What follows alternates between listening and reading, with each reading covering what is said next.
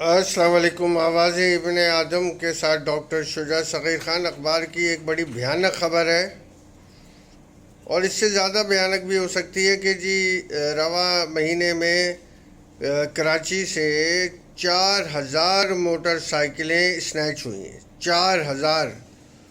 یار یہ معنی رکھتے ہیں، اور یہ انگلی اٹھتی ہے ان اداروں پر، خاص طور پہ پولیس پر، کہ جس کا کام لا اینڈ آرڈر کو برقرار رکھنا ہے۔ روزانہ ڈکیتی کی وارداتیں، روزانہ موبائل کے اسنیچنگ، آئی جی صاحب کے بڑے بڑے بیانات۔ اب دیکھیں پنجاب میں تھانہ کلچر ایک دم تبدیل ہوا ہے۔ مریم نواز صاحبہ نے بڑی توجہ کے ساتھ تھانے کلچر کو تبدیل کرنے کی ایک بڑی کوشش کی ہے۔ آج بھی آپ تھانے چلے جائیں ایف آئی آر کٹوانے کے لیے تو بغیر پیسے کے ایف آئی آر نہیں کٹتی۔ کوئی کمپلین ہو تو ہیڈ مورر صاحب، منشی صاحب، ان کے پہلے آپ تھلے لگیں، پھر کہیں جا کے آپ ایس ایچ او صاحب سے ملیں گے، جبکہ ایس ایچ او صاحب عوامی آدمی ہوتا ہے، اس کا کام لوگوں کی شکایت سننا اور فوری ایکشن لینا ہونا چاہیے۔ لیکن ایس ایچ او صاحب تو اویلیبل ہی نہیں ہوتے، کبھی ڈی آئی جی آفس، کبھی آئی جی آفس۔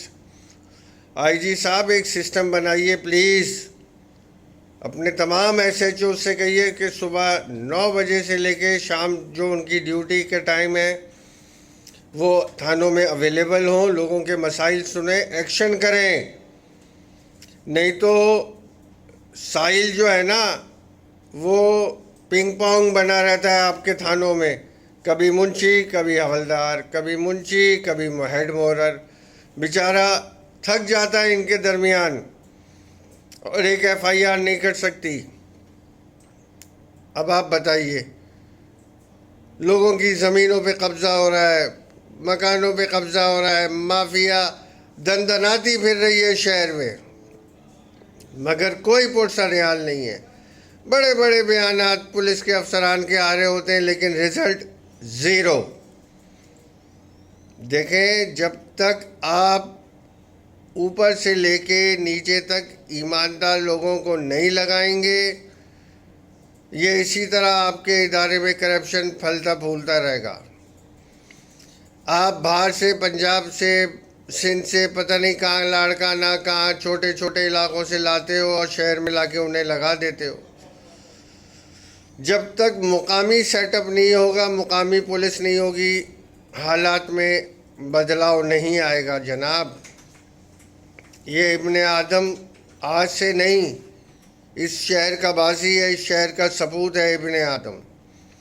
اب آپ مجھے بتائیے، 1989 سے کراچی میں رینجرز موجود ہے، کیا حکومت نے اس کو استعمال کرنے کی کوشش نہیں کی؟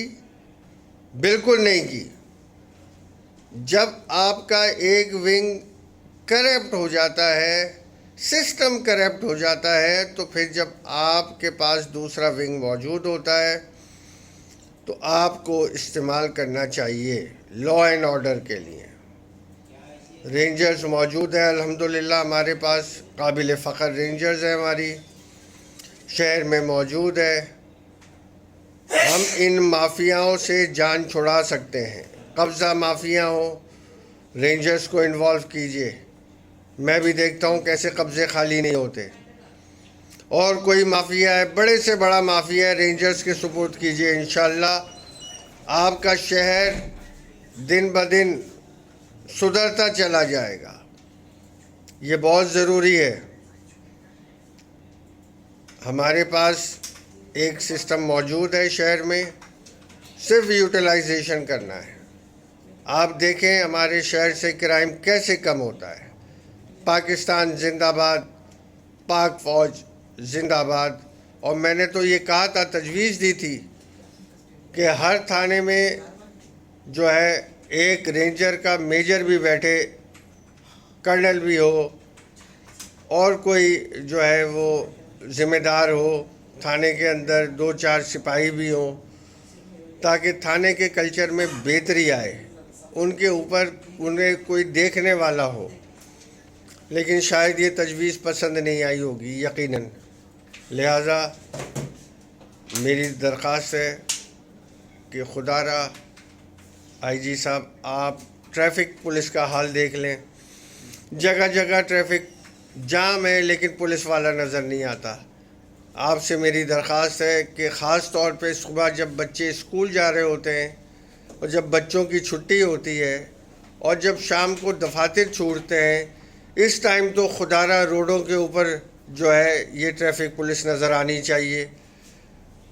اور خاص طور پہ جو چوک ہیں یہاں پہ تو 2 3 ٹریفک پولیس والے ہونے چاہیے. اور خاص طور پہ ٹریفک کے اندر جو یہ اندھا قانون چل رہا ہے، یہ چینچیاں پھر روڈ پہ آ گئی ہیں، ان کو بھی دیکھیں. یہ دندناتے پھر رہے ہیں، یہ چلاتے نہیں ہیں، یہ اڑاتے ہیں اور پھر ساتھ میں دوسرے لوگوں کو بھی اڑا دیتے ہیں. اسی طرح ڈمپر ہے، یہ مافیا بھی نہیں آپ سے قابو میں آ رہی.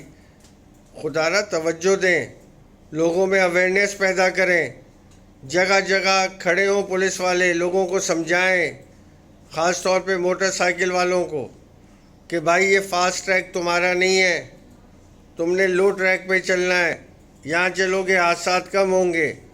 ہمارے نوجوان جو ہے نا وہ دندناتے پھرتے ہیں فاسٹ ٹریک کے اوپر، پھر حادثات کا شکار ہوتے ہیں. دیکھیں شہر کو حادثات سے بچانا ہے، کچھ کیجئے. پاکستان زندہ باد، پاک فوج زندہ باد.